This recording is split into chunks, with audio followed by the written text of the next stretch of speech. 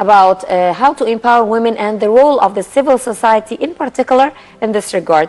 We're talking about the role of the civil society. There is a very important and enthusiastic non-governmental organization called Alashanek Balady, Alashanek Balady Association for Sustainable Development.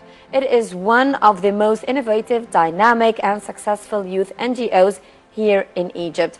In Alashanek Balady, youth have certain beliefs. Now, they believe in the power of the civil sector to create innovative opportunities and to sustain the lives of the poor and to activate the effective engagement of youth in solving the society's problems. They also believe in the necessity of involving the private and public sectors in the issues of their beloved country. It is committed to the economic empowerment of youth and women in poor neighborhoods, which relates to the topic we were just talking about. And the organization offers training, personal coaching, formal employment opportunities, even loans, while striving to promote volunteerism, a culture that has long existed here in Egypt. To talk more about this issue, we are delighted to have with us two members of Alashanek Balady. We have Mariam Al-Safti. She is media official. Thank you very much, Mariam. You're media official in Alashanek Balady. Communications, yeah. And Aya Shafai, member of Alashanek Balady. Good morning, Aya. Good morning, and thank you very much for joining us this morning. I want to start from the beginning, and I'll start with you, Mariam. Tell us a bit more, how did Alashanek Balady come as a concept and then become a reality and manifest into this NGO that it is today? Well, it actually started in 2002 with an idea of Raghda Ibroshi. She opened Alashanek Balady as a club in the American University in Cairo, and it extended to other universities in Ain Shams University and the Cairo University. And this is how it actually started. It was initially a student club, and it was intended to be a student club to include the volunteers in community development. Yeah. What about the objectives that actually started this union? How was it for you? It was actually the student club. We were aiming to eradicate poverty. We saw that a lot of people in Egypt are below the poverty line, and they have the right to have a dignified life. So it started off as how to change this fact. What is actually the reasons behind people? Why are they poor? Why are they living this life? And why don't they have a dignified life? So it started off like that, and by Raghda Ibroshi and the team members of the student club, it started off saying we should find a way, a model to get people out of the poverty line. But Mariam, today it's no longer a student club. It is now a full-grown non-governmental organization run by the youth. Yes. Could you tell us how it evolved into that? Is it related to the 25th of January revolution, or did it start its activities before? Well, actually, Raghda was then very young, and it was not only Raghda. She was like 16, 17. She started at university, and as someone who is not over 21, you can open an NGO right away. So it started in 2002, and it was officially registered in 2005. And but still, it is run by youth. We started in 2005, registered, and we expanded in more universities throughout the 3 years from 2002 and 2005. We had more than just one franchise. We call it the franchise of Alashanek Balady, the NGO. So we have clubs in the American University, in Ain Shams University, in the Cairo University, in the German University, more than just one club, and they are all doing the job. Actually, Alashanek Balady, the NGO, is doing as well.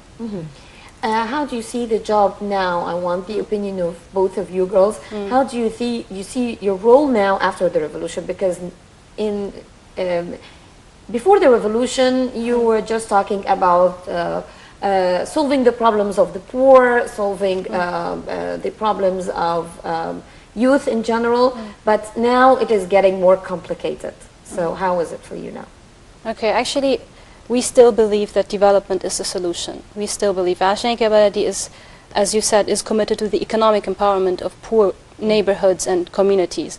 And we didn't change after the revolution. We still believe that development is a solution of eradicating poverty in Egypt, and not. But your work and your efforts. Of course, you it has need to exert more yes, efforts. of course, of course.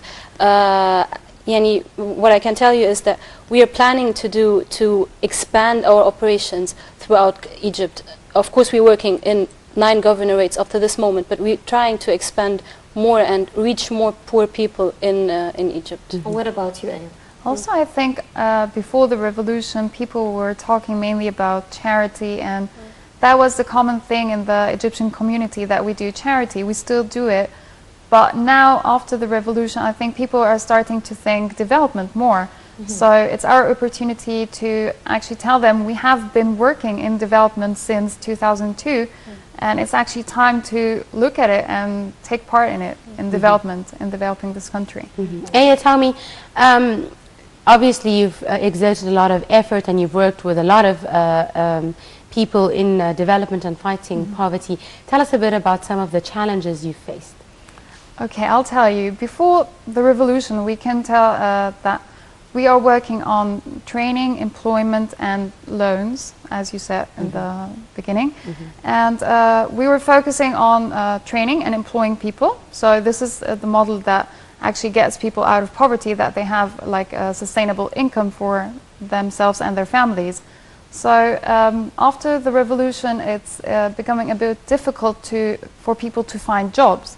So it's we are more focusing on the loans part, so that people actually get their own projects. They can, make their own projects, initiate what they want to do, and have their own businesses.